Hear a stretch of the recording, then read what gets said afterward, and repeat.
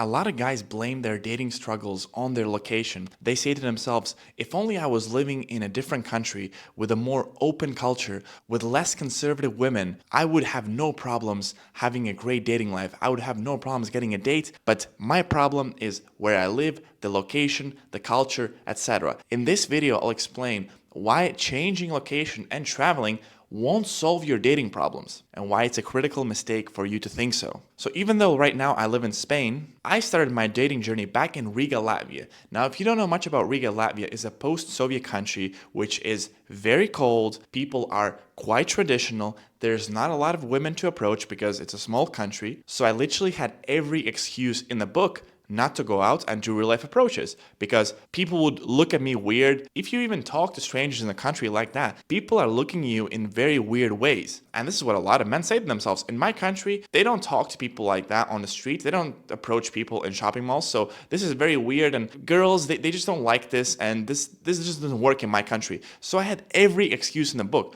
And what did I do? I just went out and did it anyways. Was it hard? Yes, but my first 2 years of my dating journey and my real life approaches was in Riga, Latvia, and I had many adventures, many dates. I met many amazing women, and I wouldn't have done so if I was thinking, oh, yeah, it's in my country, we don't do that. Now, contrast to a lot of guys that live, for example, in Eastern Europe. They say, oh, in Eastern Europe, you don't do that. It's very traditional. Women don't like this here. That's BS. Women want to meet men, so even if the culture is more considered, you can still do real life approaches. Now, obviously, when I came to Spain, things did get a bit easier because the weather is nicer, there are more people, Spanish women are more open than, let's say, Eastern European women, so I had even more adventures. But it wasn't like I was having no results in Latvia, and then I suddenly switched to Spain, and then just everything exploded. No, I was having a very good dating life in Latvia, and in Spain, it just got a little bit better. Now, contrast to a lot of guys that have really bad dating lives in their own lives, and they, for example, think that coming to Barcelona or Spain, they're suddenly going to have all these adventures.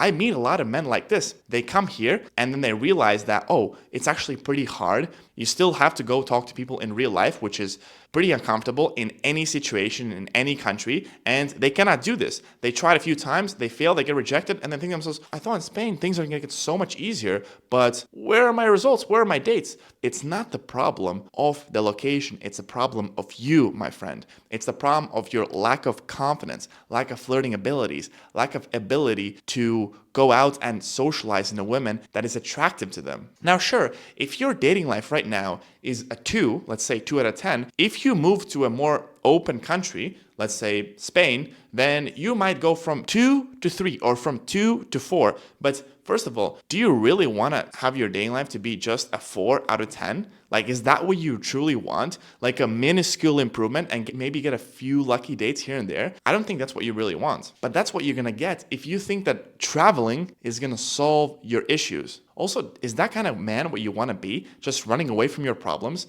and running away from the problems that you were in your own country? You're not going to outrun your problems. Your problems are always going to be there like a shadow. And if you don't fix them in your own country, you'll still have to deal with them in a different country. It's like running ads for a product that is just simply bad. A lot of people that build businesses think that if they would run more ads, it would just solve all their money problems. And then they run ads, but people are still not buying it. So instead of 10 people seeing your product, 1,000 people see your product, and still no one likes to buy. It's the same thing. You cannot just increase your ad spend and hope that it's going to solve all your issues if you have a bad product. Same way, you cannot just expect to move to a bigger city and expect that all your problems are going to go away. If anything, in a bigger city, you're going to have even more approach anxiety because there's going to be more people. It's going to be louder. So you have to be able to deal with these things. However, once you become more confident, once you become more charismatic, you know how to flirt, you know how to handle the social pressure, once you've been able to deal with your fear, then yes, moving to a larger city with more opportunities, with more open people, is just gonna exponentially expedite your progress in your dating life. You're just gonna have more opportunities, right? If you have a good product, then exposing that product to more people is gonna get you better results. But first, you have to fix the product first before exposing it to more people. And by fixing the product, I don't mean going to the gym or reading hundreds of self-development books. No, it's fixing your communication with yourself and with the outer world, knowing how to flirt, knowing how to be fearless, knowing how to be leader, and knowing how to speak with conviction when you talk to women, and having a magnetic personality. Now, don't get me wrong, I'm all about traveling. I think traveling is amazing. You can experience different cultures, you can date different women, you can just get new perspectives. But again, don't run away from your problems, and don't think that simply by moving from A to B, all your problems are gonna go away. Now, if you enjoyed this video, on this channel we have something called Wingman's Pact. And Wingman's Pact says that if you've enjoyed this video, you've gotten value from this video, then all you have to do in reciprocity for me to keep these videos coming is to subscribe to this channel. So please uphold the Wingman's Pact and see you in the next video.